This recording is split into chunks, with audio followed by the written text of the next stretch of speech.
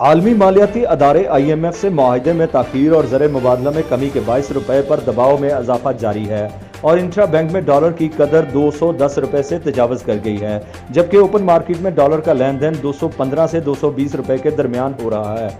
मुल्क में रुपये की बेकदरी का सिलसिला मसलसल जारी है और आज भी इंटर बैंक में डॉलर की कदर में इजाफा रिकॉर्ड किया गया है। कारोबारी दिन की इब्तदा में ही इंटर बैंक में अमेरिकी डॉलर ने उड़ान भरनी शुरू कर दी और अमेरिकी डॉलर की कदर में ₹1.25 इजाफा हुआ, जिससे डॉलर 210 रुपये की रिकॉर्ड सतह पर पहुंच गया।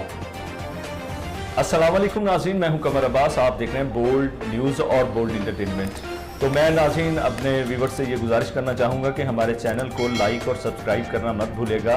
बेल आइकन को बजाएं ताकि आपको बर वक्त आप तक नोटिफिकेशन पहुँच सके किसी भी नई वीडियो का।